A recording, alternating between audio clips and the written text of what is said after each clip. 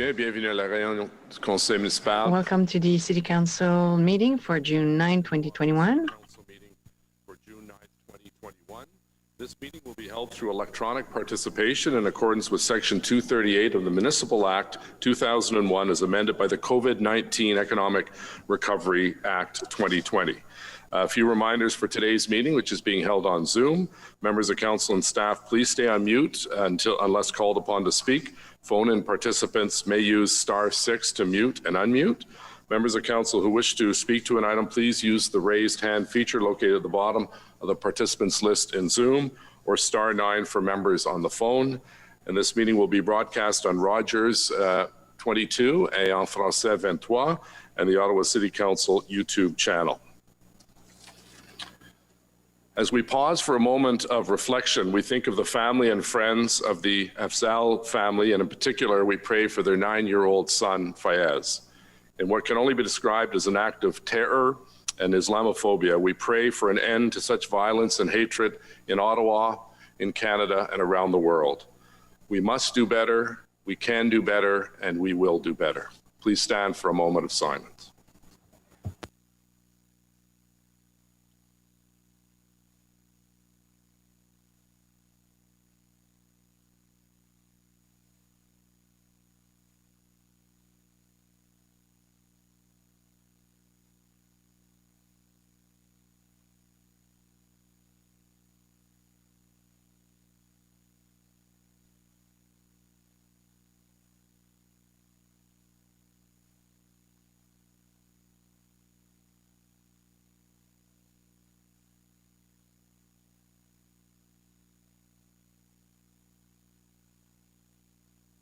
Thank you. Merci. Roll call, please, Madam Clerk. Councillor Luloff. Bonjour. Councillor Dudas. Ici. Councillor Harder. Here. Councillor Suds. Here. Councillor El Shantiri. Present. Councillor Gower. Ici. Councillor Kavanaugh. Here. Councillor Shirelli. Here. Councillor Eglai. Here. Councillor Deans. Here. Councillor Tierney. Present. Conseiller Fleury. Ici. Councillor King. Present. Councillor McKinney. Present. Councillor Leeper. Good morning. Councillor Brockington. Here. Councillor Menard. Here. Councillor Cloutier. Present. Councillor Kitts. Here. Councillor DeRuse. Here. Councillor Moffat. Here. Councillor Meehan. Here. Councillor Hubley. Here. Mayor Watson. Ici. Le quorum est atteint, Monsieur le Maire. You have quorum. A confirmation of minutes, adoption procès-verbaux pour le 26 mai 2021. Confirmation of minutes from the council meeting of May 26, 2021. Carried. A declaration of interest, déclaration de conflit d'intérêt. None. Communications and petitions as presented. Regrets, absence, no regrets filed to date. A motion to introduce reports. Motion portant présentation de rapport. Conseiller King et Brockington, s'il vous plaît. Thank you, Your Worship, that the report for Ottawa Community Housing Corporation entitled Ottawa Community Housing Corporation Annual Report and Annual General Meeting of the Shareholder, Agriculture and Rural Affairs Committee Report 22, Audit Committee Report 11, Finance and Economic Development Committee Report 26, Planning Committee Report 43, Transportation Committee Report 19, and the report from the City Clerk entitled Summary of Oral and Written Public Submissions for Items Subject to the Planning Act Explanation Requirements at the City Council meeting of May 26, 2021 be received and considered. On the motion, carried. Adopté. Reports, rapport, Ottawa Community Housing, Société de Logement Communautaire d'Ottawa. We have a presentation, so we'll come back to that. Committee reports, rapport des comités, Audit Committee Report number 11, rapport numéro 11 du Comité de la Vérification. Item 2, 2020 City of Ottawa Consolidated Financial Statements. Carried. Carried. Item 3, Office of the Auditor General, report on the fraud and waste hotline. The council received this report. Councillor Meehan, is it a quick question or should we come back? It was just for the FEDCO committee report on the lease agreements. Just a quick question. Yeah, that's in the bulk and consent agenda, not at this one. Okay, so received. FEDCO, item 4, anti-racism secretariat progress update. Council received the revised report for information. Carried. Item 5, capital budget adjustments and closing of projects, city tax and rate supported recommendations as presented. Carried. Item 6, impôt sur les logements vacants, residential vacant unit tax. Hold, please. Hold. Is it a quick question or more detailed, Councillor? No, we should hold it, please. Report number 43, Planning Committee. Rapport numéro 43 du Comité de l'urbanisme, zoning bylaw amendment 6429 Renault Road, 6429 Chemin Renault. Carried. Zoning bylaw amendment 2 and 20 Lakin Drive and 99 Bill Latham Drive. Hold, please. Hold. Zoning bylaw amendment 930, 934, and 936 March Road. Councillor El Shantiri and Suds have a technical amendment. We can put that up on the screen. And Councillor El Shantiri, if you'd like to introduce the motion, please.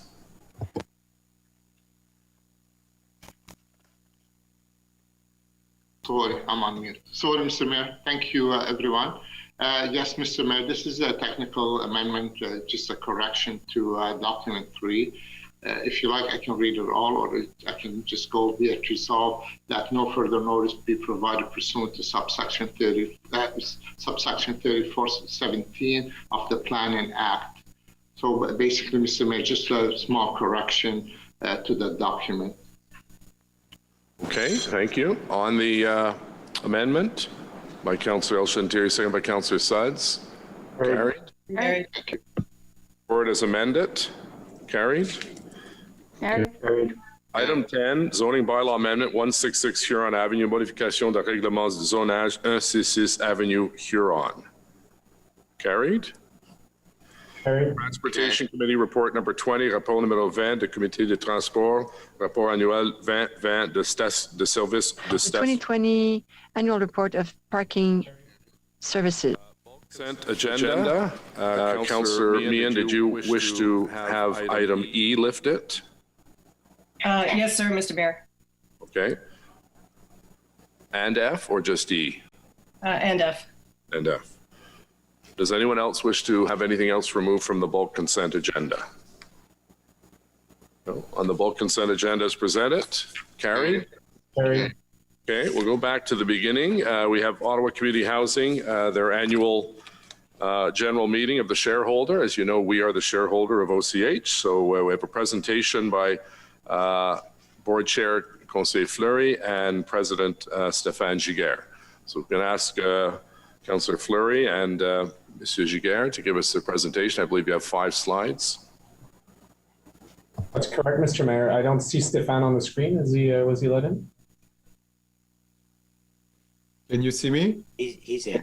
Okay, Yeah, perfect. excellent.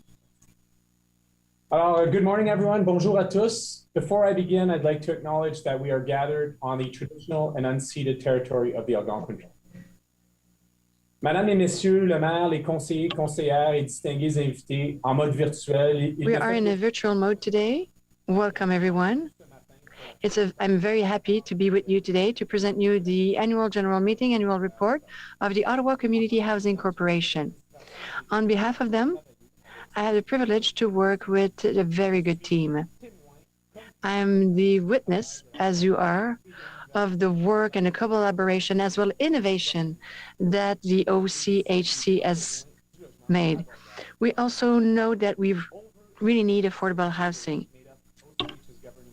Including elected officials, Councillor Kavanaugh, Councillor King, Councillor McKinney, and Councillor Moffat, community volunteers, and OCH tenants. I'd like to thank all the members for their energy, their compassion, their commitment, and their continued engagement despite the challenges brought upon us over the last year. À l'échelle mondiale, l'année 2020 a été The 2020 year at the world level is something completely unprecedented. For many, for all of the affordable housing here in housing in Canada. Has continued to serve tenants, supported by dedicated and agile team of staff and partners who are all stepping up during these unprecedented times. While we were at home during the 3 stay-at-home orders, our property managers, maintenance, repairs, and pest management teams were in our community continuing to ensure responsive action to tenants' needs. The impacts of COVID-19 as more people are home has also brought the rising cost of utilities, which has created immense financial pressure for all housing providers. In 2021, we anticipated utility costs, water, electricity, and natural gas to be over $25 million at OCH, representing a 20% increase from previous years. Housing affordability remains a challenge, with or without the pandemic, but OCH continues to innovate and leverage partnerships to create new affordable housing, crucial to a healthy city and the well-being of its residents. It's exciting to see several mixed income, transit-oriented, and sustainable new buildings on the horizon. More than 1,000 units are in construction and design at OCH, including Gladstone Village, Mikinak, and we will soon turn our focus to Overbrook. J'ai ressenti beaucoup de fierté et I was very proud, as I was also humble on the way that the people and administration personnel was engaged. Our first virtual board meeting on Zoom was in March of 2020. Et l'ensemble de l'équipe d'LCO qui ont The majority of the OCHC was participating. Thank you very much for everyone for the collaboration. I will now give the floor to Stéphane Giguère. He's the CEO of the OCHC. Thank you, everyone. It's a real pleasure for you to be here to present you on behalf of the team and the tenants the 2020 report. Report highlights the performance of our team and provides some of the many accomplishments delivered through OCH's culture of innovation during this unusual year. Next slide, please. Il n'y a pas de mode d'emploi sur la façon de gérer une pandémie. Cependant, l'engagement et le dévouement du personnel nous ont permis d'atteindre des résultats remarquables, y compris sur le plan de l'engagement communautaire, de l'entretien et des réparations, de la sécurité et des nouvelles constructions de logements abordables. Ces réalisations m'ont apporté un grand réconfort et j'en suis très reconnaissant. Next slide, please. Ottawa Community Housing's remarkable ongoing response to this crisis and continued service delivery to tenants also come in large part from the resiliency and core strength that is showcased in this report. A great example will be how we train and equip OCH workers who volunteer to be part of a specialized maintenance team. This team's mission was to complete emergency repairs in more than 300 homes that self-identified with a high risk of exposure to the virus. OCH continues to positively impact tenants' lives during this unprecedented time. Next slide, please. The well-being of all OCH tenants has always been paramount. It emerged as a top priority during this pandemic.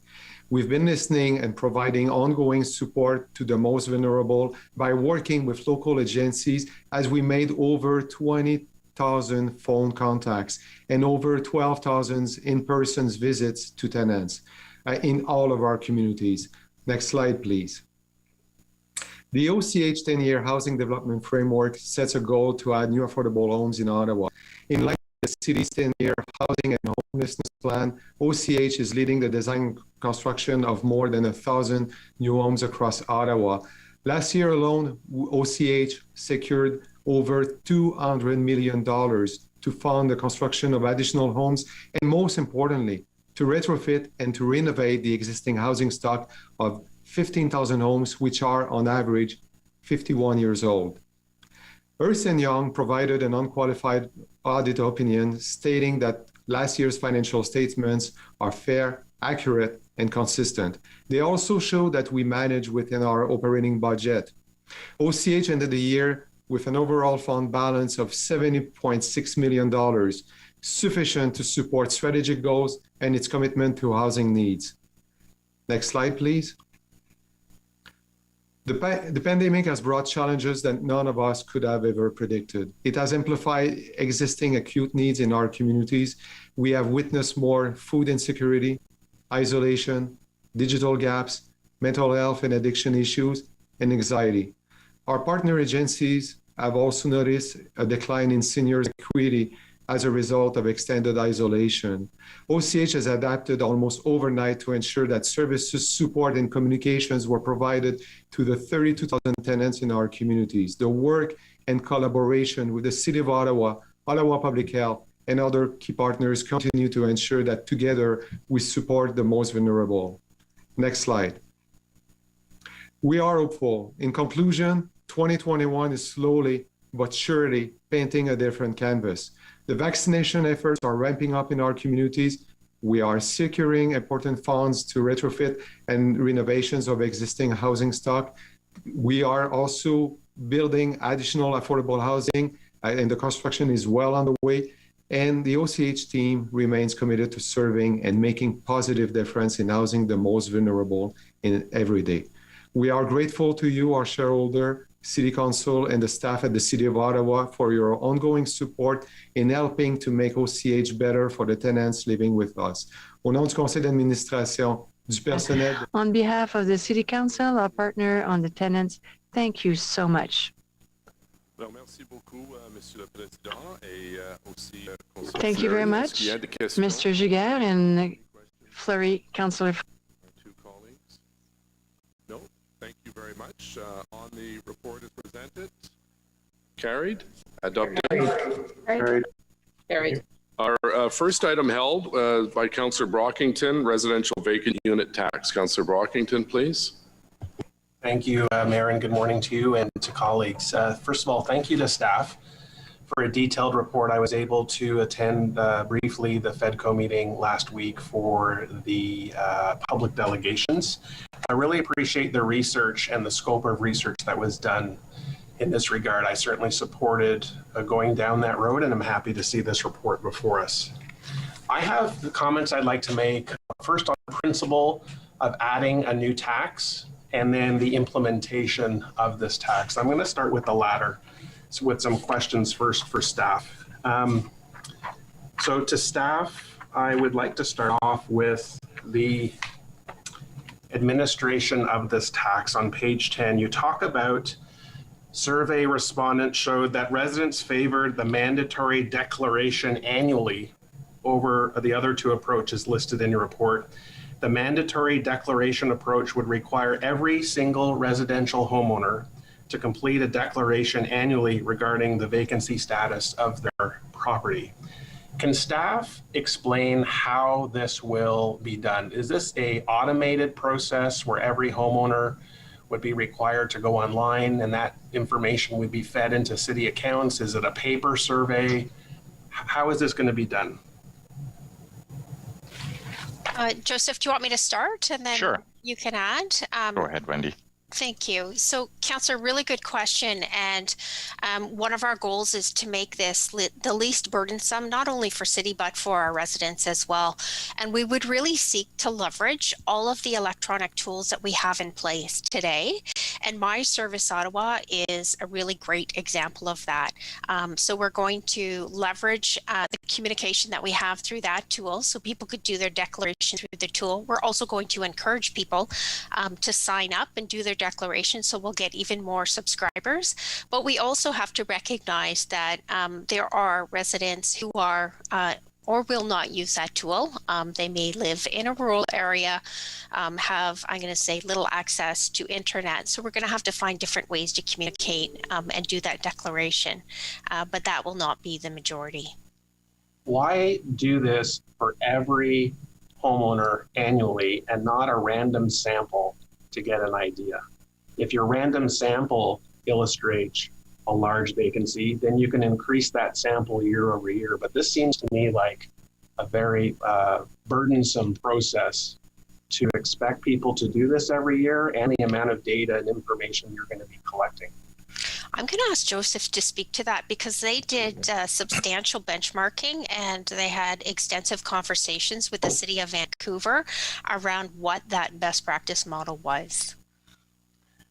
Thank you, Mr. Mayor. So we did quite a bit of benchmarking to try and understand what the best approach was in terms of dealing with our objective, which is reducing the amount of vacant homes in the city of Ottawa. So we looked at different models. The three models that we presented and we spoke about in the report in terms of how we determine how many units are vacant within the city. We picked those from benchmarking, and we also socialized them with residents. By and large, the mandatory declaration approach has been the most successful. And the reason for that is because it allows the city to be able to capture the maximum number of vacant residences within the city. Cities that have used the approach where only vacant owners declare their vacant units out of good faith are Melbourne, for example. Melbourne has a policy that if your property is vacant, you should, in good faith, declare that it is vacant. And looking at sort of what their projections were initially in terms of how many units they believed were actually vacant and what they actually wound up receiving or having people declare as vacant units was probably about 25% of what they had actually envisioned. In terms of the number of vacant units that have actually gone back to the market, they've been minimal. They still continue to deal with a significant vacancy issue in Melbourne. So the success of that approach is questionable, or in terms of its success. The other approach was a complaints-based approach where individuals would have to report to bylaw. That I think would create quite a bit of a strain in terms of our resources and the number of resources that city would have to hire.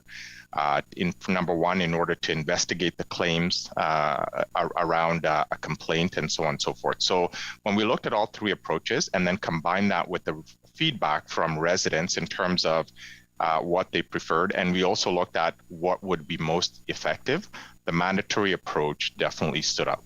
Yes, it is some additional work for individuals that do not have vacant units or are living in their properties, but it's a little bit of work for huge gain for the city. On page 11, you say, in Vancouver, the failure to declare by the due date results in the issuance of a bylaw infraction, and homeowners are subject to a fine.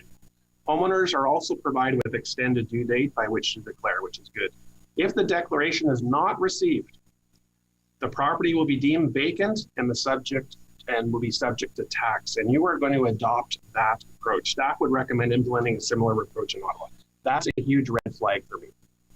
If we thought our constituents were upset because they got a postcard in the mail about sewer line insurance, wait till they get a $5,000 bill because they didn't reply to the request to indicate whether their unit was inhabited or not. That is a huge red flag, but that is the default.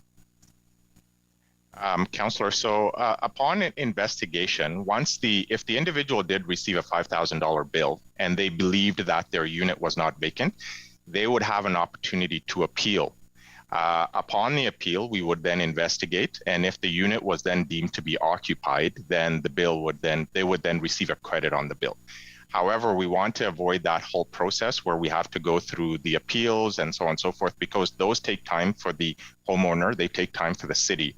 And therefore, we want to encourage as many people to declare upfront before they have to go down through this process. Now, the appeals process, the first level of appeals there is no cost for that. But again, if we're not hearing back from the resident after having given them some time to declare whether their unit was vacant for the previous year, and then we give them an extended deadline and we still don't hear with them, I think the next logical path is for us to deem the unit vacant and let the resident then come to us and say, well, my unit was not vacant. If it truly wasn't vacant, then the bill would then be reversed and the tax would not apply. When you talk about auditing on page 12, this is separate from the retroactive refund. You say audit staff would audit several applications annually and work with property owners to ensure that the declarations were accurate. Talk to me about auditing. How do you decide who to audit? So we talked about different approaches in terms of how we would determine who to audit. I think we will be looking at doing some random sampling. We will be looking at properties, say, for example, that may have been vacant in the previous year, but now have been sort of declared as occupied. We may also look at a couple of different approaches in terms of sampling what applications, what declarations that we sort of need to audit on a year-to-year basis. We also may have targeted approaches in terms of auditing. So it'll depend year by year and depending on sort of what's happening. And so the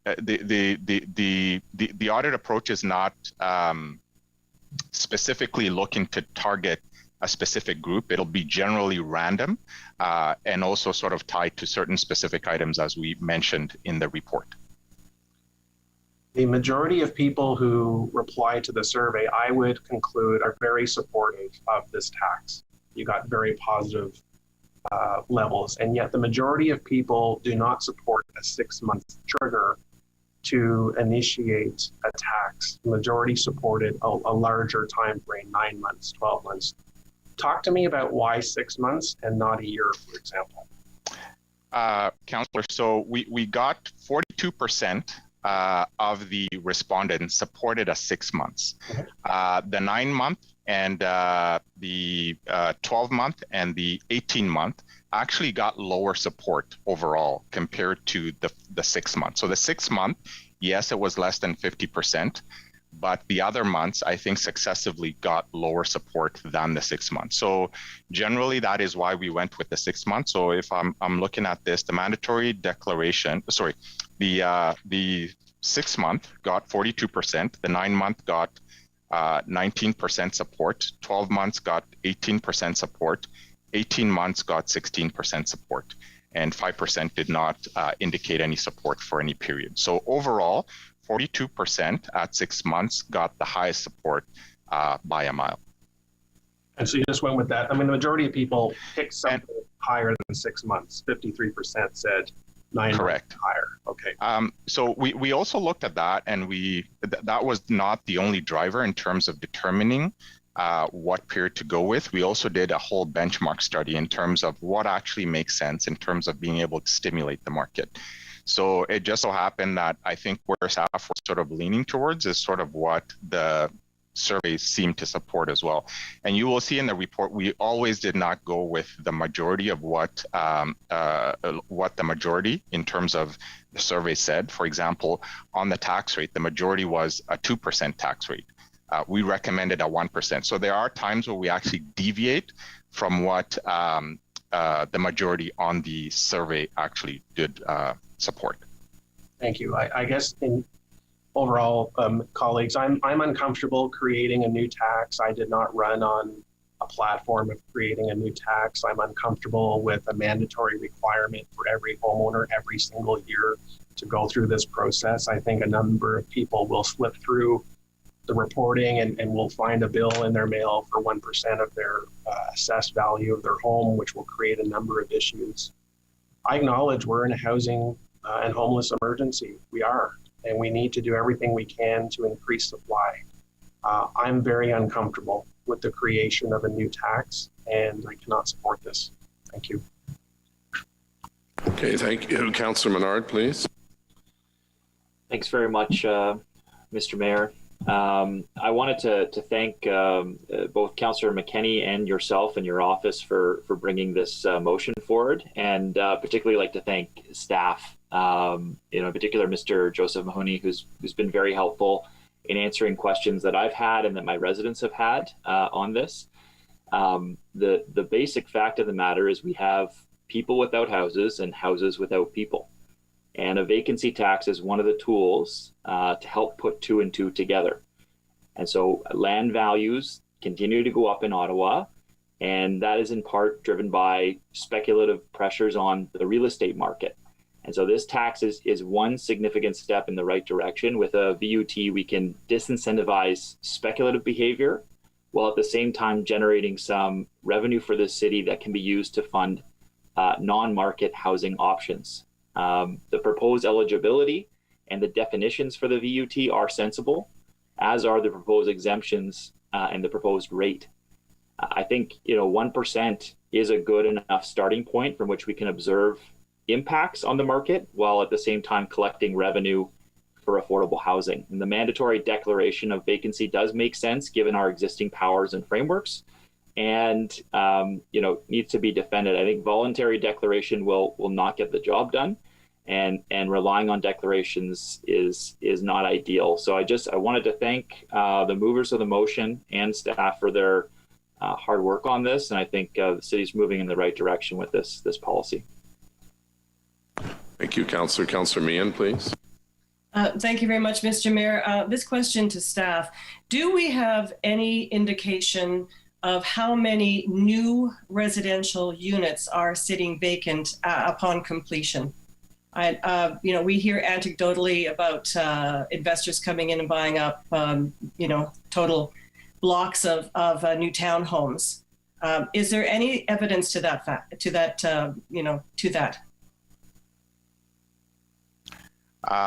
Thank you very much, Mr. Mayor. So we do not have any information currently on how many new units, newly constructed units, are actually sitting vacant, maybe purchased as a result of speculation or foreign investors that are coming and purchasing these units and leaving them vacant. So the information that was available to us at the time of this report, I think, was very general in terms of vacant unit and did not distinguish by newly constructed units versus units that may have been constructed a while back. So would it be fair to say then that it could be happening? Could this, if we were to approve this report today, it would give us a greater indication, perhaps, absolutely, that people are sitting, they're buying up blocks of units and just waiting for prices to increase. Is that plausible? That is a very fair conclusion, Councillor. I think once we run the first declaration, we will have an extremely good indication of where the vacancies sit, where they're at, where if there's pockets within the city, and so on and so forth, in terms of, are they newer buildings, are they older buildings, are they condominiums, are they single family homes, etc. So I certainly understand the intent of this. Speaking as a councillor who tries every method to reach residents, and often unsuccessfully, given that people don't get their news from one reliable source as they did in the past, like a newspaper or television or wherever. We try many different ways, and people just still slip through the cracks. Is there some way that we could possibly mitigate a penalty if they miss it? If there's some way that we could actually inform people, give them like one strike, one strike's okay, two strikes, you're out. That's when the penalty would kick in.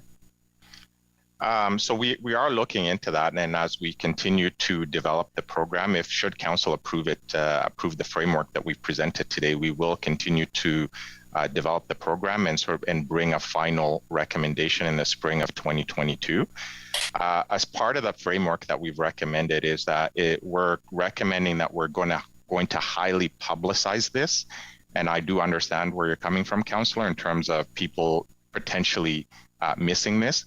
But these advertisements will not only be through the media, we will also include information inside every property tax bill. So individuals will know for a fact that they're required to declare for their unit, because not all units will be required to declare. There are certain units that don't need to declare because they're not within the scope. So the folks that are within the scope, they will receive specific and individual communication from the city saying, you need to declare, and you need to declare by a certain date. So, and we will continue to do that, especially at the beginning. We are planning to invest a little bit of some funds in terms of communicating and publicizing and creating awareness on this new tax and the requirement to declare. Okay. Thank you very much for that. I appreciate it. That's it. Thank you. Councillor Shirelli. Thank you, Your Worship. So my question is, of the vacant units, what percentage do you think are already on the market awaiting sale? Councillor, that is not information that is readily available to us. At this point, I think the estimates that we've provided generally indicate what we believe in terms of how many units would be subject to the tax. So I think we said between 750 to about 3,000 are sitting vacant. Generally, we believe some of those may not, most of those probably not available for sale at this point in time. And that's why they're sitting vacant or have been sitting vacant for more than 6 months. I think it would be reasonable to assume in the market that we're in, if there is a unit that's sitting vacant, it would not be sitting vacant for an extended period of time if it was put on the market for sale at a reasonable price. Okay, but in a normal market, not the crazy one we're in now, it's quite common to have houses sitting there on the market for an extended period of time. And if somebody is trying to sell their house and get into a new one, the fact that their house hasn't sold really isn't necessarily their fault. And yet they're going to get a tax for it. So there's two things I think that we note in the report. One, principal residences are not subject to the tax. So assuming the individual is awaiting to sell their home, or perhaps maybe they're still using it, so it would not be subject to the vacant unit tax. The second component is there seemed to have been some support for potentially providing an exemption to the vacant unit tax for non-principal residences that have been put on the market for more than 6 months, either for rent or for sale. It is not an exemption we immediately recommended within this framework, but we did say that we are going to continue to consult on it and come back with a final recommendation when we bring the final report in the spring, should council approve the framework today. Okay. I, like Councillor Brockington, I'm not very comfortable with creating a new tax, especially one that appears to be designed to somehow alter the free behavior of the market system. So I won't be supporting it. Councillor Conseiller Fleury, s'il vous plaît. Mr. Mayor, I thought this this discussion was held meaningfully at FEDCO, and surprised by the intervention by some colleagues on the matter. I'd remind us all that there is a cost to taxpayers to having vacant buildings. I see it firsthand when a vacant is built, when a building is vacant, that it be bylaw, that it be the impact on the neighborhood, that it be the value of the property, that it be police, that it be fires, which we've had in a number of incidents. So this is another tool that prevents vacancy, that supports more housing, and that ultimately protects communities. So I hope that we support it. I think it's the right thing. I think the mechanisms that are described by Joseph and Wendy will continue to evolve. I hear you, Councillor Brockington, relating to simplicity for the majority of residents who pay residential property taxes. How can we make it simple on them? I think that's a challenge that we pose to our team. Today's approval doesn't put in place the entire thing. It sets the structure. We can work with our team to make sure that we simplify that situation for our residents, for the majority who are occupying units. So from my perspective, I hear you. I think it's a very valid point, but going to vote against the report, which to me is really specific to capturing occupancy and the negative impact of vacancy within communities, I think is short-sighted from my perspective. So I'll be supporting the report, Mr. Mayor. Great, thank you. Anyone else wish to speak to the item? Est-ce qu'il y a des autres personnes qui avaient des questions ou commentaires? I'll just offer a couple of comments because I put this forward with Councillor McKenney. Obviously, I'm going to support the staff recommendation. I want to thank staff very much for the great work that they did, the public consultation, strong support for this in the broader community, in particular in the housing community.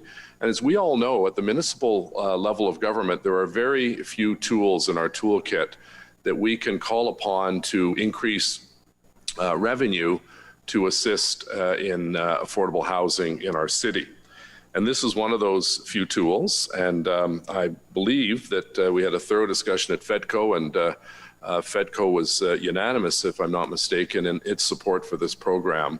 And there's no question this is going down somewhat of an uncharted path. But I have full confidence in Wendy and Joseph and their teams to make sure that it's done fairly, with transparency. And at the end of the day, it has the potential to bring millions of dollars into the city that will go directly back into affordable housing projects, new build and renovations. Alors certainement, nous sommes tout le monde. So yes, everybody voted unanimously at FEDCO for affordable housing and at council. So we just want to tell the staff to continue to work on this file. Housing crisis and emergency. Here is one way that we can actually move forward to help in the affordability plan that we also approved unanimously not too long ago. So on the report, carried with dissents by Councillors Shirelli and Brockington. Carried. Carried. Carried. Right, thank you. Just two dissents that I counted, Councillors Brockington and Shirelli. Next item that's been held is 2 and 20 Lakin Drive and 99 Bill Latham Drive. Councillor Meehan, you had questions or comments? Yes, Your Worship, I do. I just like to make a comment, if I may, when it comes to this extremely important issue for not just my ward, but for a lot of wards in the south end of the city.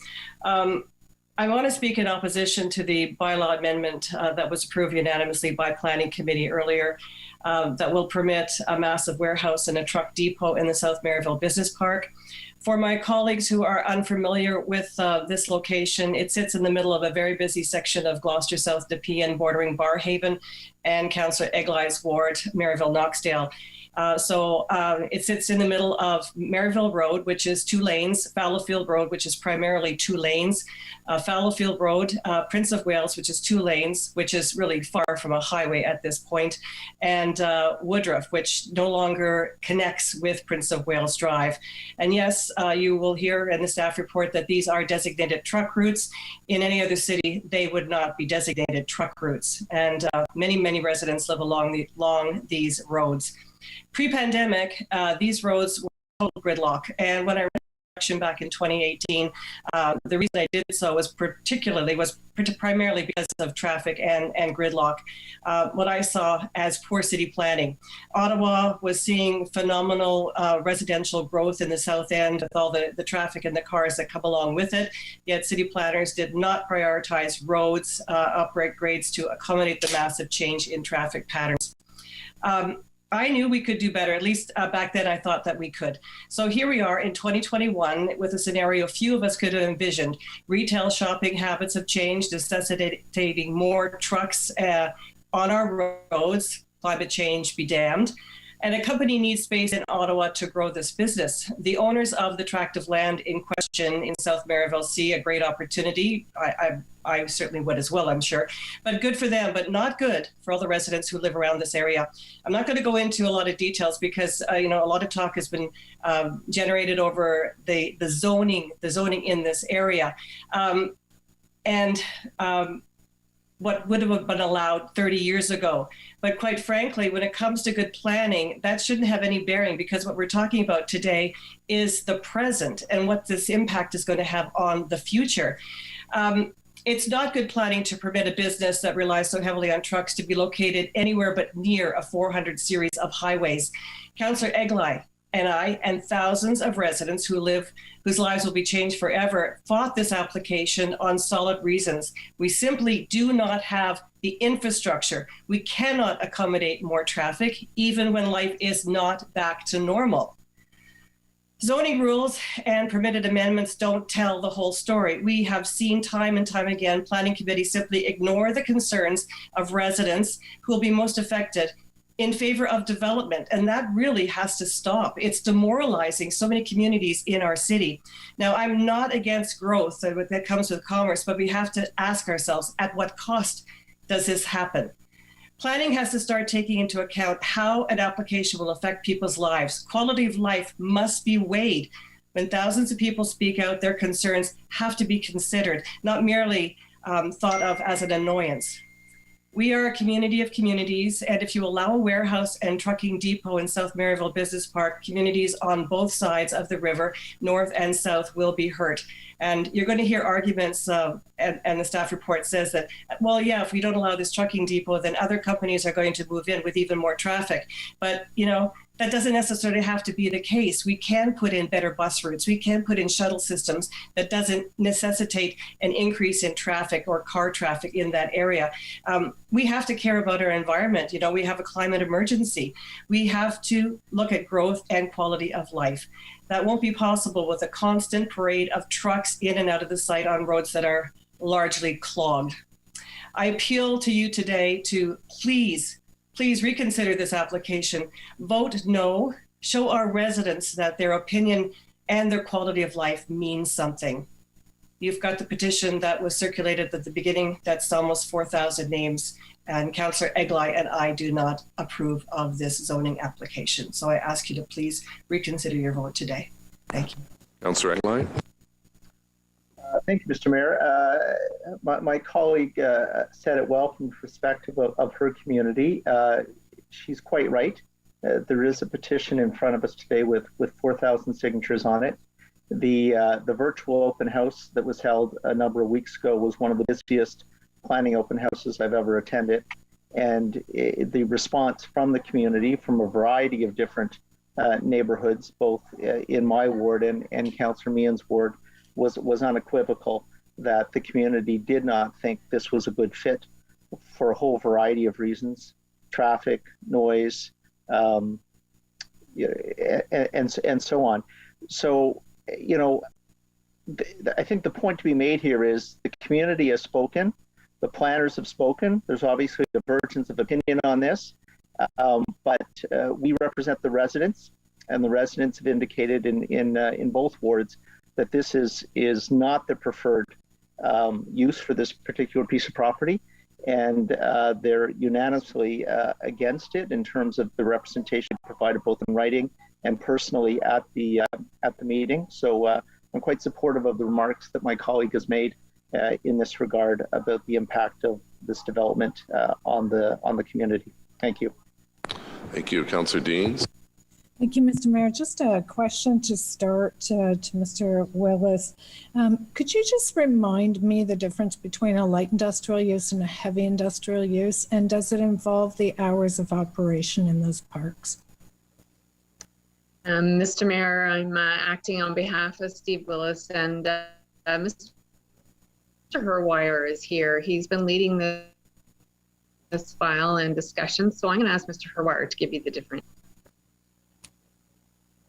Mr. Mayor, yes, the current zoning is light industrial. The main distinction between heavy industrial would be heavy manufacturing, more outside storage, those types of activities, which are not proposed here. So it's cleaner, typically within the building, versus the heavier manufacturing, which can have more significant impact. Just asking about the hours of operation between a light industrial zone and a heavy industrial zone. The zoning doesn't regulate hours of operation. I believe that would be governed through the noise bylaw. Because I know in my ward, the heavy industrial zone's a 24-hour operation, but the light industrial zone isn't, and I don't know where that distinction falls. Yes, Mr. Mayor, it's not through the zoning. For instance, at one time, GDS ran shifts 24 hours for operation in South Maryville Business Park, so it's not a regulation through the Planning Act. Okay. Thank you for that, Mr. Herwire. Well, Mr. Mayor and colleagues, I agree with my colleagues, Councillor Meehan and Eglai, whose wards are most impacted by this decision.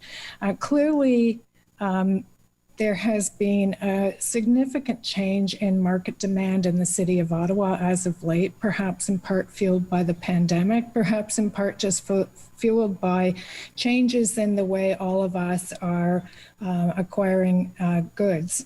But certainly there is a huge upsurge in demand for the type of warehousing and large scale warehousing that we used to see in Peel Region, Mississauga, and now it seems to be migrating to the city of Ottawa. And I think in part it's catching us a little bit by surprise that we have not really planned for the appropriate locations for this kind of large-scale warehousing.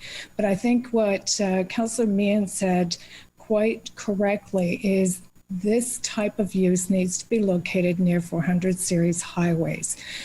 This is, and anybody just go and visit the Amazon building that is out in Carlsbad Springs area right now, or the new one that's being constructed, or even the Rosedale Group building. Those kinds of large scale, a 24/7 operation, they're huge trucks, big tractor trailer transports, and they are not compatible with residential uses. And they're not compatible with commuter routes. And once this pandemic is over and we return to some semblance of normal, we're going to see dramatic conflicts in this neighborhood resulting from a large scale tractor trailer uses in a location where it doesn't belong. It needs to be near a 400 series highway. And I really, as someone who has for a long time represented neighborhoods where we put incompatible uses next to each other, and we've suffered the consequences of that for many, many years, and they're not going away anytime soon, it is incumbent upon all of us on this council to get the zoning right and to make sure that we locate businesses in a location that makes sense from a highway perspective, from a road network perspective, and from a community perspective. And I'm afraid that this simply doesn't fit in this neighborhood, and the impact, the long-term dramatic impact on those residents is going to be felt for a long time.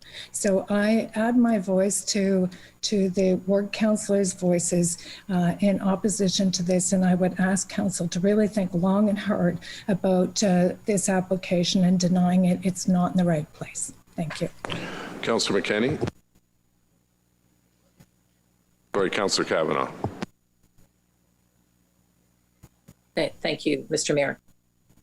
Yeah, thank you. I did attend most of the FEDCO meeting, and it was the lack of infrastructure in the area for pedestrians and cyclists. And so that bothered me a lot. I know as a driver going out there trying to get to Ottawa community housing meetings that nobody takes Prince of Wales. It's insane. You're going to spend like an hour on it. So I don't know how it got chosen as a fast route. I agree with my colleague, Councillor Deans, about that being a problem. It would not be a great truck route. I know the area. I biked it, and it's not great. I think we need better infrastructure out there for pedestrians and cyclists, and this is going to put trucks first. I have great concerns about that. Thank you. Councillor McKenney. Thank you, Mr. Mayor. I've thought long and hard also on this application. Looking at the planning rationale, it's, certainly some aspects of it are there. However, as a downtown councillor, I certainly understand and sympathize with the effect of large trucks in neighborhoods and what happens when we bring large trucks and open up truck routes in neighborhoods. I also, on this one, given the the number of people who signed a petition, over 3,000 residents to sign a petition on one application, I really believe, brings me to another point around a bit of a democratic deficit, if you will, in our planning process. We just are not giving people in their communities enough ownership over what we do in their communities. And, in the end, I believe, that we have decisions to make. People will not always be happy with our decisions, whether they're in our own ward, someone else's wards, city as a whole. We're meant to wear, a city hat as well, not just a ward perspective. However, I also believe that for the most part, people know, what it is like to live in their neighborhoods and what the effects of this type of traffic that is really, I think it was Councillor Kavanaugh said it best, trucks first. And that's not the way we should be building a city. It's not the way we should be building neighborhoods. And really, without having brought the community along, I just really have a hard time voting for something that does not give the people in their communities ownership over how we're planning their neighborhoods. So I won't be supporting this. Thank you. Councillor Leeper, please. Thank you, Mayor. This was an interesting debate at Planning Committee, and I participated in that. I voted reluctantly in favor of this proposal at Planning Committee. And despite some of the conversation that I and staff had around the difference between a trucking terminal and a warehouse, I nonetheless voted in favor of this. But in the past couple of weeks, I think I've got to be a little bit truer to what I believe, which is that a truck terminal is different from a warehouse. Yes, staff will tell you that under current usage, there can be warehouses associated with what are primarily non-warehouse businesses in this business park, and they can have trucking bays. But it's very different to have a warehouse associated with a light industrial use that requires deliveries and such versus a business whose nature we don't know today. And in the immediate aftermath of our vote, I think that was some of the media that most struck with me, is that we don't know what the proposed use is. And in the context of a development proposal where we don't know what kind of impact it's going to have on the community, but there is a really strong possibility that that impact could be very different from what the currently zoned impact is. And I truly believe that. I can't bring myself today to reiterate my support from Planning Committee to today's vote. Chair, I'll be asking for yeas and nays on this one, but I cannot vote today for an unknown impact for a very different use than what is envisioned for that business park today. I'll leave it there. Thank you, Chair. Councillor Menard, please. Thank you very much, Mr. Mayor. I'm a bit torn on this. There is a shift happening in our economy and in the demands for shipped goods. We have to recognize that we're going to need to change the way our commercial and industrial lands function over time.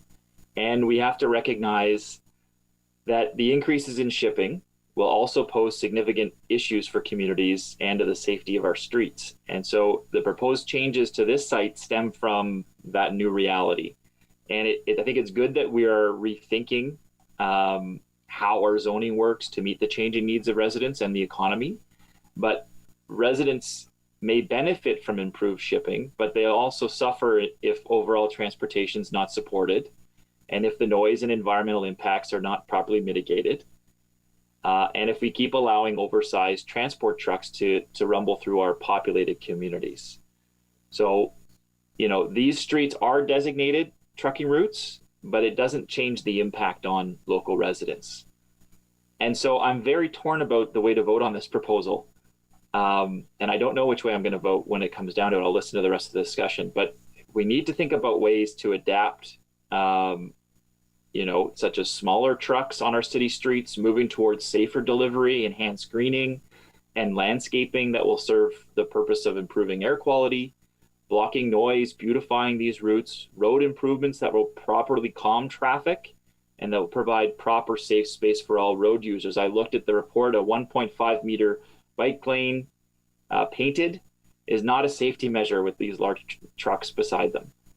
So improve transit to the area to help relieve road congestion. We need that. We need to have full, reliable, and convenient transit ready to go as soon as that proposed business starts operating on the site. These are things that we may need to send back to say, let's get it right with the 3,200 people that have signed that petition. And at the same time, I recognize there is a change in the way our city is receiving goods, ordering goods, and that there needs to be space for this change as well. So I'm very torn on this, and I appreciate the debate, but I'll listen to the rest of it. Thanks, Councillor. Councillor Moffat, please. Thanks. Obviously, this is important filing. We hear of these types of applications quite often with our official plan. We are looking at these. We're looking at where to site these types of facilities in Ottawa. And there is some correct aspects of these being needed near 400 series highways. Of course, not everyone supports them near 400 series highways. We know that. In the case of the Amazon facility in Barrhaven, it's actually closer, to residential neighborhoods than this site is, off of Prince of Wales and Fallowfield. This site was zoned for this. It was zoned for these types of purposes years ago. And it's permitted now. Maybe not on this scale, but it's permitted now. I mean, just in the fall, we saw a six bay truck distribution facility approved on delegated authority in this subdivision. The as of right zoning permits more of those today without a zoning amendment, without coming to council. It permits many of them. You can see that today. They'll use those truck routes, those Prince of Wales and Fallowfield. It's a misnomer to suggest that these routes wouldn't be truck routes in other cities. 2-lane roads are quite often truck routes wherever you go. Doesn't matter if you're in Kingston, Vancouver, 2-lane roads are often truck routes. Just check any truck route map, they're all available online. Prince of Wales too, the notion that it hasn't been upgraded. A lot of these trucks will come south to the 416 in Ward 21. They'll get off at Bankfield and they'll head through a newly improved intersection at Bankfield and Prince of Wales. They'll head up through a newly improved intersection at Barnsdale and Prince of Wales, which is a roundabout, a future roundabout, which we're just acquiring some land for right now at Longfield through to Valley Drive and Prince of Wales. A 4-laning of Prince of Wales through Strandherd with the new intersection of Strandherd Drive, which wasn't there when this property was owned back in the 1990s. New intersection improvements at Maryville Road, which was just done in recent years. Those are all upgraded improvements here. Of course, Strandherd itself, with the extension of Strandherd to Woodruff and out to Prince of Wales and across with the bridge, those weren't improvements. Those weren't infrastructure pieces that existed when the site was originally zoned back in the 1990s. So there have been improvements here to the mobility of this area for this to be developed. And I think, again, I said it at committee and I'll say it again here, I'd rather have one property, one site developer than 30 in terms of managing concerns from the community, in terms of managing impacts of the community, the site development, how that site is laid out, how that site operates, how that traffic works in and out of the site. It is a lot easier to manage with one larger development than 30 small ones. I represent a small business park, and I represent an area where an application is coming forward for a larger facility where a small 30 to 40 facility business park was originally proposed. And from a leadership perspective, it's easier to be able to manage areas that have one single owner I know the petition comment was made. I get that. You know, we had 866 signatures on a petition against a 12-unit apartment building in Canada. You know, we're going to get petitions. Petitions don't absolve us of our requirement to lead and to make decisions for the future of the city. In this case, I mean, the petition, there's more signatures on a petition from British Columbia than there are from Riverside South. So we can't just take them on full merit of what they are, and that they just remove our ability to make decisions. We have to lead. We have to make the right decisions for our communities. And sometimes that's not always easy. And just relying on petitions to sort of absolve us of that responsibility, I don't think is responsible. Thank you. Appreciate your comments, Councillor. Thank you. Councillor El-Shantiri. Thank you, Mr. Mayor, and thank you, Councillor Moffat. Obviously, I was on the committee as well, and I voted for this application. And you know, from time to time, I think we're all faced with some applications, and you know, not necessarily the existing community likes it. And I was faced with a petition for folks in phase 3. They want, you know, they want to ban trucks going to you know, to bring material to phase 3, and you know, because we built phase 1, phase 2, they're comfortable, they have kids playing on the road, and I get all this safety and all this, but to stop the process just because, you know, right now we're phase 3, let's ban the trucks from going there. I'm not sure how else would, you know, we can build the other. And we keep talking around the table about the pandemic, and let's be honest, we all a public servant, we all get paycheck, we never miss a paycheck all this time. But that economy out there is in a desperate need for everything. Truck transportation, material delivery, all that to recover our economy. Yes, it's easy for someone like myself to receive his paycheck without looking out and see how, and we're not creating the zoning already exists there. We heard the people and we saw the petition. I can assure you a lot of the people didn't know what we were agreeing on at that meeting. Same debate we had in the past in other area and other councils' area. They came up talking about the zone, and the zone was established in the 80 under the former township. That's the zone in there. You're not changing anything. But instead of having, and I think Councillor Moffat said it at the committee, Councillor Kidd said it, if instead of having a 30 landlord to deal with, you're going to have one large company to deal with, and you'll be able to convince and work together with. And we've seen ourselves reaching out to someone. It's a lot easier for me to call a trucking company in my community than calling the police or bylaw, because I get more result from the owner of the company when we call them than from the other. So folks, we voted for this and was unanimously voted on committee. And now we're turning to, you know, bicycle safety or, you know, that's not, the zoning is there. All other stuff, I think, is valid and we need to mitigate. But right now, it's what's on the front of us, and that's what we voted for on the committee. So I hope my colleague will still support the committee recommendation. Thank you. Thank you, Councillor. Councillor Fleury, please. Merci, Monsieur le Maire. I have a question. Thank you very much.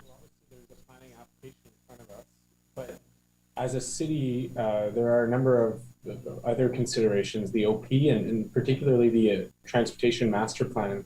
Would it be possible to hear from, I know the Transportation Master Plan is at its early stages of review, but could we better understand the considerations in the TMP relating to truck routes? I'm obviously invested, but I want to understand its impacts on our consideration for the vote today. Thank you, Mr. Mayor. I think the councillor raises some really good questions around the OP, and one of the key things really is, you know, the drivers for economic development and jobs in the community. And to your question, Councillor Fleury, absolutely, there will be implications for transportation, and I do believe it is premature at this point in time to get into a TMP discussion. But certainly, I think with as the community in this area continues to grow, I think that will be a consideration moving forward in the future. But I think that at this point in time, that is premature. I'll ask if Ms. Chi is online to add anything further to that. Yes, Mr. Mayor.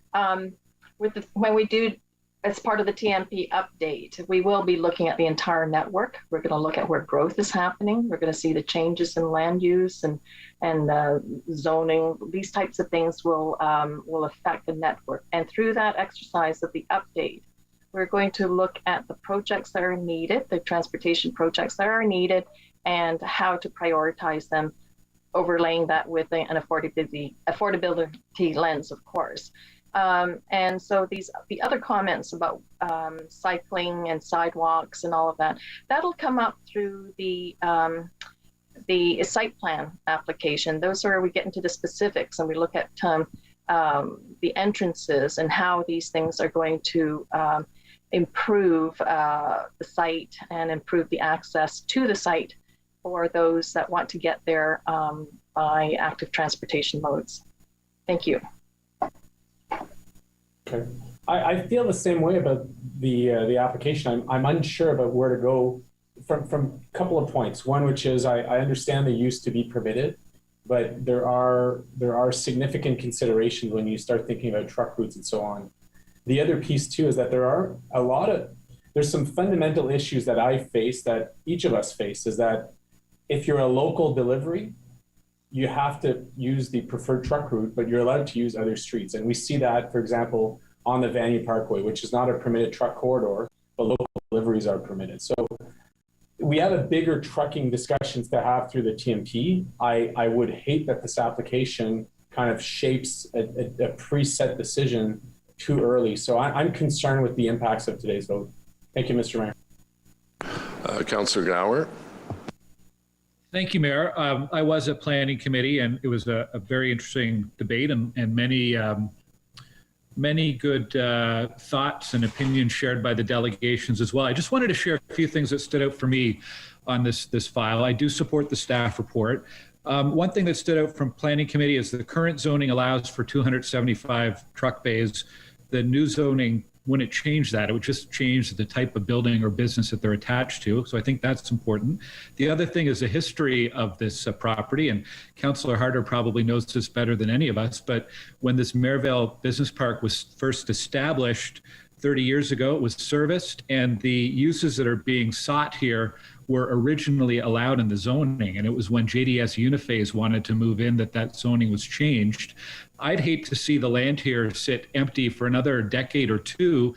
And by changing the zoning, it actually creates an opportunity for businesses to set up here. We don't have a lot of land that's appropriate for manufacturing, industrial, this kind of use. So we need to be helping landowners make sure that they're able to attract businesses and allow businesses to set up in our community. I'm hearing a lot today, and I heard a lot about committee about issues around traffic and safety, which would be more appropriate for a site plan discussion than a zoning discussion. And the last thing I wanted to share was the feedback from the representative of the Business Association, the Barrhaven BIA. Often we think of these things as diametrically, that, there'll be a big shipping center from Amazon or something here, and that'll hinder local businesses. But I was really interested in what the rep from the BIA shared, was that local businesses actually need more infrastructure close to them to help with their shipping needs. We've seen in COVID an acceleration of online services on top of bricks and mortar, and having more facilities to aid with shipping and logistics would actually help local businesses. So this idea that it's kind of an either or, shipping or large warehouses or Amazons versus local businesses, isn't quite the whole story then. It's a little more nuanced than that. And we need to have more infrastructure in our community to support the shipping needs and the logistics and operations of local business. So I'll leave it at that, Mr. Mayor, but I will be supporting the staff report. Thank you very much, Councillor. Councillor Luloff, please. Thank you very much. I'm very sympathetic to some of the arguments that I'm hearing today from my council colleagues. This is something that I deal with every day in my community with truck routes like Trim Road, 10th Line, but especially Jeanne d'Arc, which is less than 50 meters away from backyards. And it is a major trucking route. But I think that we have to realize that, deliveries rely on an economy of scale, and using smaller vehicles drives up the cost of goods. So how do we get goods to, let's say, a metro or an IGA in a neighborhood that may be relatively close to a 400 series highway, but between them lies quite a bit of residential neighborhoods. So we all want to have amenities close to home, but that will necessitate more truck traffic in neighborhoods. I think that we deal with this issue all over the city, and it's a difficult one. But we also have to consider the fact that the less that we allow larger trucks because of this economy of scale, the more goods and services are going to cost in the future. And that's something that I think that we should all be considering. Thank you very much. Thank you, Councillor. Councillor Dudas, please. Yes, thank you, Mr. Mayor. I just wanted to note that we did hear from the local BIA at the planning committee meeting. We heard from a citywide francophone business entity. We heard about the economic benefits of having this type of business. We also heard that if we don't make room for this type of business in our city, it's going to go elsewhere. And we're going to see them set up shop in Toronto or Montreal. But I think instead of talking about the economics of it, because we've heard about this and the benefit that it brings to our city, we're seeing that with the Amazon at like Boundary Road and different locations. We've heard people ask about how we can make this work in settings that are a little bit more residential. I'm going to point out a real life example. I live in Blackburn Hamlet. The community has been living right next to an active quarry for its entire existence. The road that we get tons and tons, hundreds of large dump trucks and concrete trucks going up and down our roads every single day. We have developed a very strong relationship with that one entity that is running that and all of its contractors to make sure that, one, they're sweeping the roads, they're keeping track of it. And yes, we have issues. I mean, literally, I just got a notification they're going to blast this afternoon. So if you hear it now, you know what that is in the background. But once again, I'm dealing as a councillor for my representatives with one entity. We're working through the issues. When cyclists comment that we're having gravel on the roads, they go out, they sweep it. And we've developed that over time. But I'm not having to chase down multiple entities. And our residents have understood that not only are we dealing with the truck traffic, but it also provides much needed jobs within walking distance of our community, well-paid jobs. So I understand the community's perspective of this. I get that change is not easy, and I get that this is, although that the zoning and the allocation of this land for this purpose is old, this is new to them. But I am going to point out that this has been managed effectively and well, and continues to be in other areas of our city. We've done it before, we can do it again, as long as we take into account the needs for investment in the transportation in that area. So I will be supporting this zoning amendment because I think that it's important that we continue to evolve as a city to catch up and stay in line with our economic reality, while also realizing that our residential communities need to evolve in terms of their transportation needs. So I will be supporting this, and I wanted to give that perspective as somebody who lives it every day. Thank you very much. Does anyone else wish to speak who hasn't spoken already? No. So Councillor Leeper has called yeas and nays on the staff recommendation. Councillor Deans.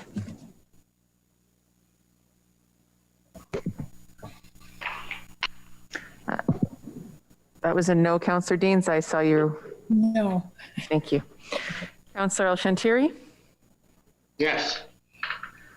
Councillor Cloutier? Oui. Councillor Eglai? No. Councillor Tierney? Yes. Councillor Leeper? No. Councillor Kitts? Yes. Councillor Dudas? Yes. Councillor Hubley? Yes. Councillor McKenney? No. Councillor Harder. Yes. Councillor Moffat. Yes. Councillor Kavanaugh. No. Councillor Brockington. Yes. Councillor Meehan. No. Councillor Gower. Yes. Councillor Luloff. Yes. Councillor Menard. No. Councillor DeRuse. Yes. Councillor Shirelli. Yes. Councillor Fleury. No. Councillor King. No. Councillor Sudds. Yes. Mayor Watson. Yes. 15 yeas, 9 nays. Okay. Two items have been held in the consent or the bulk consent agenda. Councillor Meehan, I believe, had questions on E and F. Councillor Meehan? Yes, thank you, Mr. Mayor. Just 2 seconds till I get. Sorry, I have to find my notes here. Okay. Page 12. Yeah. Okay. So on, thank you. On table 1 on the bulk agenda, this has to do with the cost of borrowing. I'm just wondering on table 1, this is the finance lease outstanding. Sorry, of course the dog. Councillor, is this finance lease agreements item E, correct? Yes. Okay, go ahead. This is for item E. On table 1, I'm wondering if the values of the amounts columns represents the cost of borrowing in addition to the principal amounts for the leases that are referenced. This is. Is this for the treasurer? Yes, yes. Okay, Ms. Stephenson. Yeah, thank you, Mr. Mayor, for the question. I'm just going to ask if Luke Senecal or Isabel is on the line that can answer that question. Should I repeat it or? No, you're just trying to understand if the interest is included in the amount that's in the second column. Yes. If I can't get an answer for you right now, Councillor, I will circle back with you after. Okay, well that's fine. I'm just wondering at some point, some of these buildings, if we know how much our borrowing rates, the ratio of borrowing is close to what our maximum allowable. So I know that it's creeping higher. So I would be very interested in getting an answer to that. I can respond, Mr. Mayor. So the amount is the principal, does not include the interest, and it is within our borrowing limits. Okay. Do you have a total value over the lifetime costs of the leases available for us today? Would you have that? In terms of what's outstanding? Yes. 115. 115 million? Million, yeah. 115 million. And do you know, Isabel, how much more that is than previous years? It goes down each year. We are not adding any additional leases. So each year as we pay them down, the outstanding amount is actually decreasing. Okay. Okay. Anything else on item E, Councillor?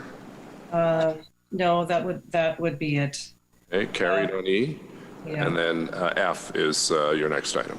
Yeah, I was wondering if we have a total value over the lifetime costs of all of them. The lifetime costs of the lease. Oh, you're going back to the other report, Councillor, is that correct? Actually, sorry, yeah. Sorry, I'm a bit thrown. So I want to. Yes. So the total remaining value is in the outlined in the table on the 5th page, I believe, of the report, and it's about $115 million. Okay. Okay. So just for my clarification, Councillor, we just passed D, so we're on F now, which is investments, endowment, and other treasury activities. Yeah, I'll pass on that. Thank you, Mr. Mayor. Okay. Okay, thanks. On item F, carried. Adopt A. Carried.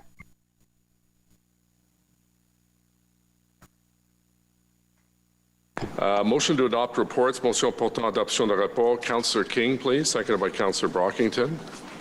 Thank you, Your Worship, that the report from Ottawa Community Housing Corporation entitled Ottawa Community Housing Corporation Annual Report and Annual General Meeting of the Shareholder, Agricultural and Rural Affairs Committee Report 22, Audit Committee Report 11, Finance and Economic Development Committee Report 26, Planning Committee Report 43, Transportation Committee Report 19, and the report from the City Clerk entitled Summary of Oral and Written Public Submissions for Items Subject to the Planning Act Explanation Requirements at the City Council meeting of May 26, 2021, be received and adopted as amended. On the motion, carried. Adopté. Motions requiring suspension of the rules of procedure. Motion exigeant la suspension des règles de procédure. Councillor Fleury has a motion seconded by Councillor King with respect to demolition control at 309 Montfort Street. Démolition sur la rue Montfort, numéro 309. On suspension, carried. Councillor Fleury, if you'd like to introduce the motion, it's up on the screen. Mr. Mayor, it's a motion I've brought countless times to council relating to fast tracking of demo. That's a vacant property that has seen a fire. It has all the provisions that PIDE is asking for relating to legal fees and process. So if you wish, I can read, but it's pretty standard nowadays. And I think it's up on the screen for the public and members of council to see. And no one has their hand up. So on the motion, carried. Adopté. Carried. Property is the corner of Saint-Anne and Montfort. And thank you for this one.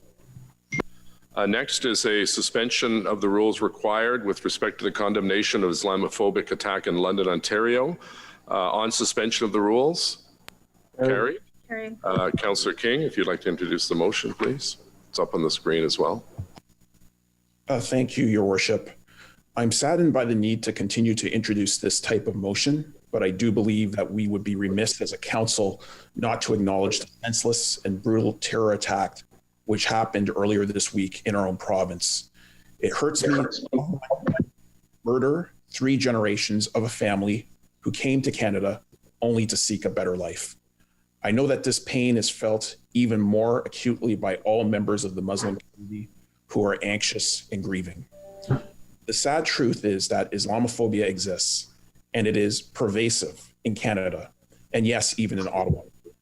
It was one of the critical challenges we heard that has impacted our community to the core when we undertook the conception work for the Anti-Racism Secretariat. We heard loudly and clearly that the intersectionality of race and religion was not something that we could simply ignore, and a particular focus, along with an examination of other lenses of discrimination, is really required to make the Secretariat the best that it can be. We heard loudly from the community that Ottawa, with its ever-increasing diversity, needs to have a clear strategy to address racism in our policies and practices. The continued targeting of people based simply on who they are is horrific. Unfortunately, it does continue. We know that hate crimes targeting the Muslim community account for 30% of all religion-based hate crimes in Canada. I believe it is our duty as a city council to send a clear message of leadership and say with one voice, unequivocally and without hesitation, that we condemn all forms of hate in our society. It is important to state clearly that Islamophobia has no place here. It is also important that we, as a city council, grieve with our Muslim neighbors, that we recognize their fear, acknowledge it as our collective fear, and that we continue to lead by example to make our city safe for everyone. As a council, we can do that by redoubling our efforts as a city to identify and challenge individual and systemic racism wherever and whenever possible. We extend our deepest condolences to the victims, their family, and the broader Muslim community who have been impacted by this devastating attack. And we join them and the rest of our city in condemning all forms of hate-motivated crime and violence. Thank you, Mr. Mayor. Thank you, Councillor. Councillor Deans, please. Thank you, Mr. Mayor. As both the chair of the Police Services Board and member of this council, I welcome the opportunity to second this motion brought by Councillor King today. Like all Canadians, I was deeply saddened and frankly horrified to learn that 3 generations from the Afzal and Salam family were senselessly killed in an act of terror on Sunday. My thoughts are with the victims, their loved ones, especially the little boy, 9-year-old child who is left without a sibling, parents, or grandparent, the Muslim community, and everyone grieving this heavy loss. This type of attack has ripple effects that can instill a sense of fear in the Muslim community. As a member of council who has a large number of Muslims in my ward and who I count among my friends and acquaintances, I stand firmly in solidarity with the members of the Muslim community at this incredibly difficult time. We must strongly condemn this act of terror and must all continue to do our part to address Islamophobia in our communities. This motion is also a call to action for us to reaffirm the commitments that we have made to tackle systemic racism in our city and in the City of Ottawa's policies and practices. I want to take this opportunity to thank Councillor King for putting this motion forward today. I know all members of council would support this, and I know we all have heavy hearts to see this act of terrorism in our country. Thank you. Thank you, Councillor. Councillor Kavanaugh, please. Thank you very much, Mr. Mayor, and thank you to my colleagues for bringing this motion forward.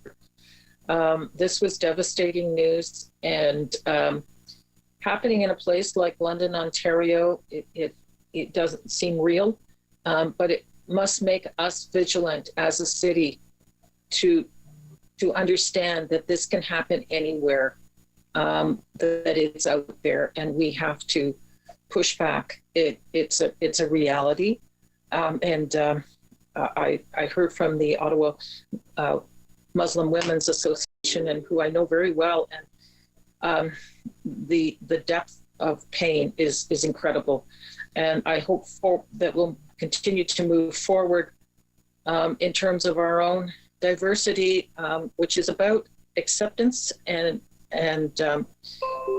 understanding, and we need to do more of it within our own city and just in terms of education, and I think we can be leaders on this. So again, I thank my colleagues for putting this forward. Thank you.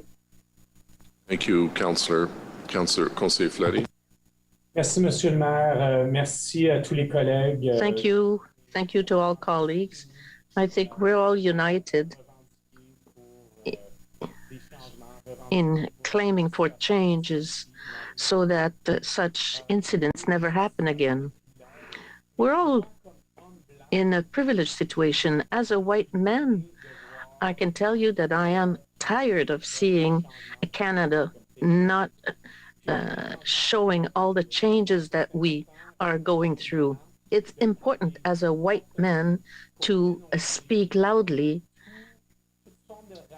against any form of racism. We've seen the tragic incident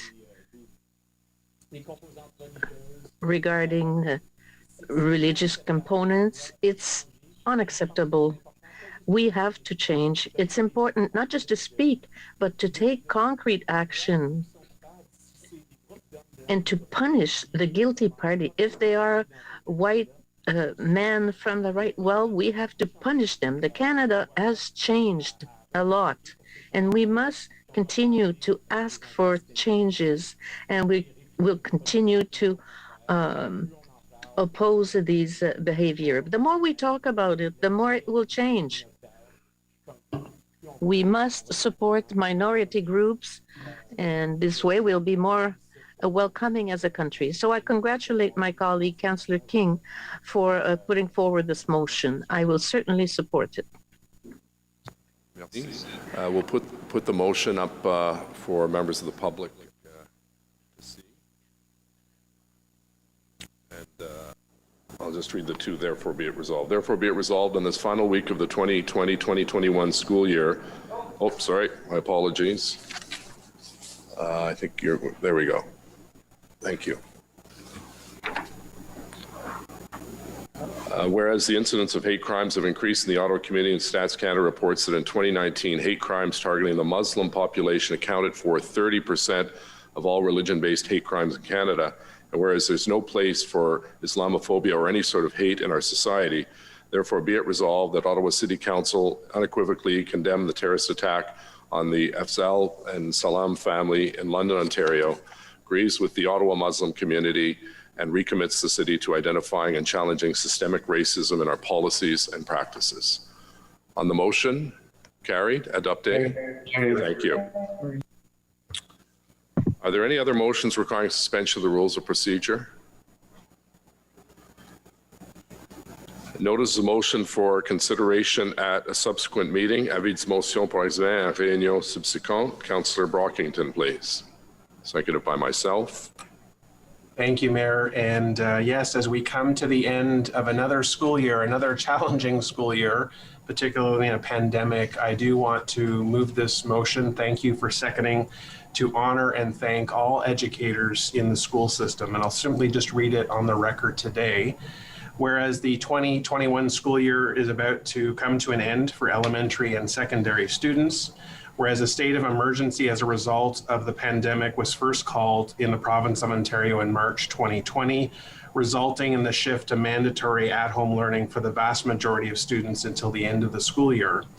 Whereas the 2020-2021 school year experienced a full school shutdown as of December 26, with schools reopening on February 1st, 2021, and another shutdown from April 3rd, 2021 to today. Whereas the closure of schools has caused a state of flux in the education system for all involved, including students, parents, school administration, teachers, and support staff. Whereas school officials and the professional teaching and support staff rose to the occasion yet again, pivoted back and forth from online teaching, distributed resources to thousands of households, and did their best to ensure learning continued during the pandemic.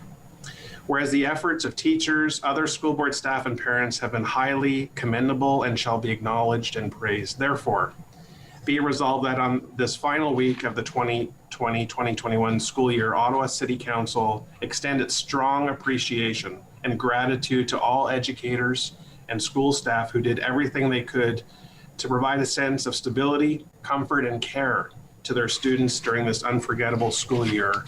And that be it further resolved that the mayor share this resolution with the directors of education for Ottawa's 4 publicly funded school boards. Thank you, Mayor, for your support. Great, thank you, Councillor, and we'll fully debate that at the next meeting. Our next notice of motion is moved by myself, seconded by Councillor Suds. Whereas Marianne Wilkinson has been a strong advocate and dedicated resident of Canada since 1968 through involvement in the Beaverbrook Community Association, the Canada Food Cupboard, the Western Ottawa Community Resource Centre, and the Canada Choral Association.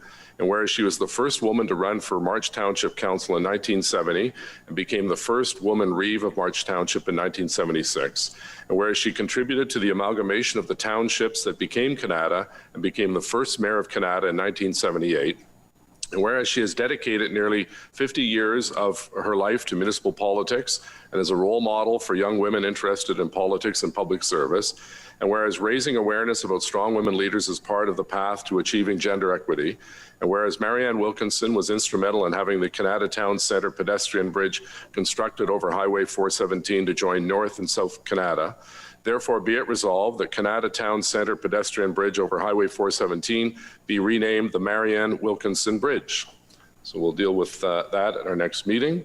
Are there any other notices of motion for consideration at a subsequent meeting? None.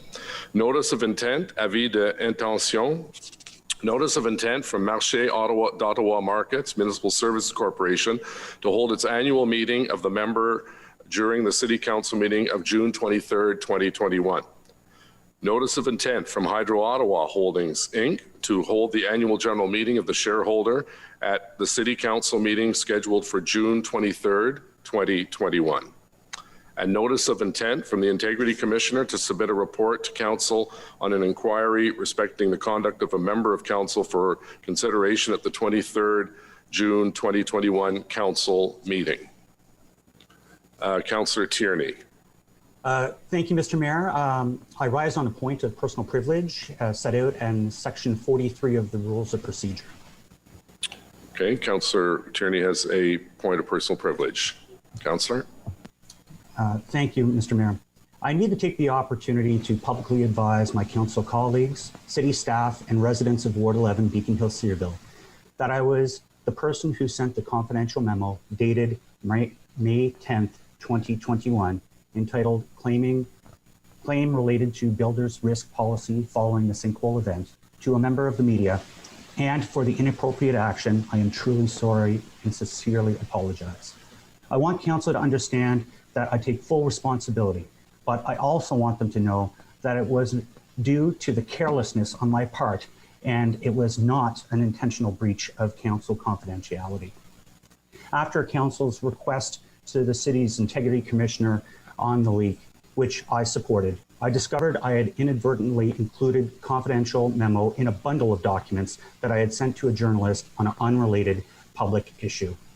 Colleagues, I tell you this because I want you to know that, and the public to know what happened. And that was a mistake made in good faith, but I understand and I am not making excuses whatsoever. The fact remains I sent the memo and I breached the code of conduct for members of council. I can't change what happened, but I can commit to you all that I'll be much, much more careful in the future when emailing documents to others, and I'll never breach the council's confidentiality requirements again. Thank you, Mr. Mayor. I once again apologize for this mistake, and I'm looking for your acceptance of my apology today. Thank you, Councillor Tierney. Council colleagues, I'm of the view that the privilege raised by the councillor, his apology and the suggested next steps have effectively ended the matter and made the investigation by the Integrity Commissioner redundant. Councillor El-Shantiri, who moved the original motion. Yeah, thank you, Mr. Mayor. And Mr. Mayor, in light of our colleagues' admission and apology, I move that this matter has now been resolved, that council accept the member's apology and request that the Integrity Commissioner cease his investigation regarding this matter. I believe the Deputy Clerk had a copy of my motion, and I want to thank you, Mr. Mayor, for agreeing to second that motion. Therefore, be it resolved that this matter has now been resolved. Council accept the member's apology and request that the Integrity Commissioner cease his investigation regarding this matter. Thank you, Mr. Mayor. Okay, on the motion, carried. Carried. Motion to introduce bylaws, motion portant présentation de règlement. Councillor King, please, second by Councillor Brockington. Thank you, Your Worship. That the bylaws listed on the agenda under motion to introduce bylaws, 3 readings, be read and passed. On the motion, carried. Adopté. Councillor King, confirmation bylaw, please. Règlement de ratification, appuyé par Conseiller Brockington. That the following bylaw be read and passed to confirm the proceedings of the council meeting of 9 June 2021. On the motion, carried. Inquiries, Councillor Kitts. Thank you, Mr. Mayor. I'll let the clerk put it up on the screen. This is an inquiry that I worked on with Councillor Meehan. So I'll just read it out.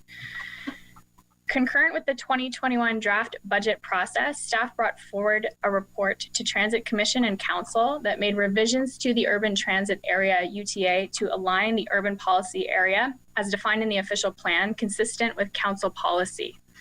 This change resulted in 846 properties, mostly residential, being included in the UTA effective January 1st, 2021. A number of residents are being impacted by sudden and significant increases in their property taxes due to their integration into the UTA, creating hardship for some. As a result, can staff provide the following information to Council as soon as possible, if feasible within the next 30 days? 1, can the city treasurer please advise what opportunities may exist to phase in or mitigate the impacts of the 2021 tax increase and or future tax increases resulting from the expansion of the UTA for affected property owners?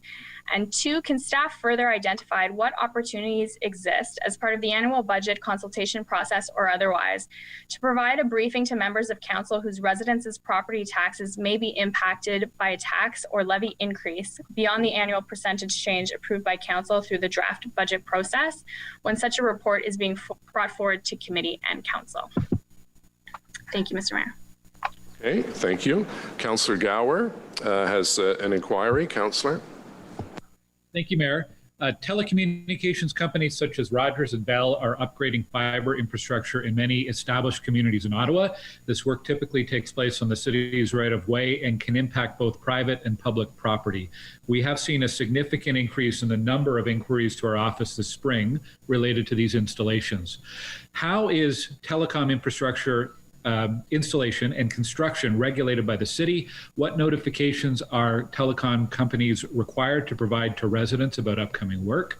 How does the city monitor telecom work to ensure compliance with policies and bylaws? What are the requirements for reinstatement of landscaping, sidewalks, etc.? And what is the warranty period for this work? And when is the next planned review of the policies and bylaws that affect telecom infrastructure installations? Thank you. Okay, thank you very much, Councillor Gower. I have an inquiry to staff, General Manager, Community and Social Services. Please provide a written response to committee and council outlining how staff will work with Cornerstone Housing for Women to develop a short-term solution to the current situation impacting the organization and its residents with the end of lease at the University of Ottawa residence. Please also update members of council on strategies to mitigate and streamline ongoing construction activities at their existing site to ensure that residents are able to return to the building on or before December 1st of 2021. Those are all the written inquiries we have. Adjournment, Councillor King, please. That the proceedings of the City Council meeting of June 9th, 2021 be adjourned. On the motion, carried.